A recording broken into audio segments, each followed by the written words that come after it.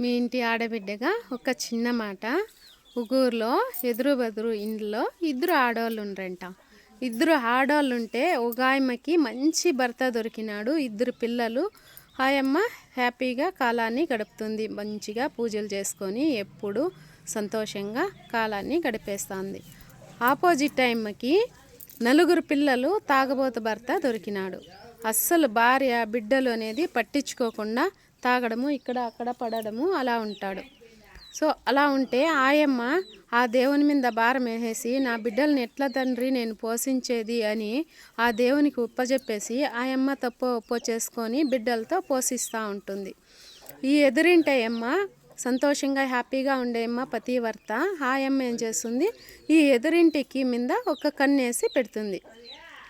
కన్నేసి పెట్టి వాళ్ళ ఇంటికి ఎంతమంది వస్తారు అని ఒక రాయేసి పక్కన పెట్టేది.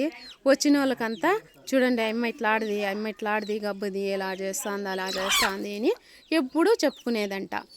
కొద్ది రోజుల తర్వాత ఇద్దరికి ఆవస్ తీరిపోయి ఇద్దరు దేవుని దగ్గరికి పోయినారు. ఇద్దరు దేవుని దగ్గరికి పోతే అప్పుడు దేవుని దగ్గర పాప పుణ్యములు అక్కడ దేవుడు లెక్క పెట్టినంట. లెక్క పెడితే ఈయమ్మ పతివర్త అయిన అమ్మకి ఎప్పుడు దేవుని పూజల్లోనే మునిగిపోయి దేవున్నే తలుసుకొని ఉన్న అమ్మకి పాపము కొండలకు పెరిగిపోయిందంట.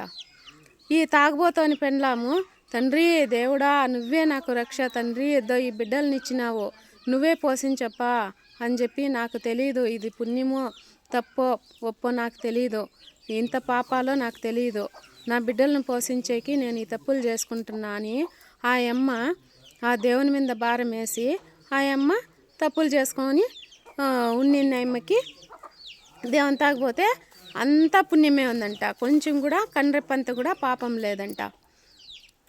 ఎలా ఉందో చూసారా?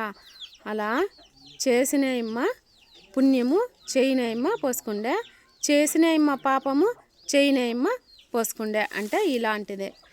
తన బతికేదో తన బతకని, మన బతికేదో మనం బతుకుదాము అని, మనది నీదేదో నువ్వు చూసుకుంటా ఉంటే ఈ కర్మాలు లేదు కదా, ఇప్పుడు నీ పుణ్యం నీకే ఉండు కదా.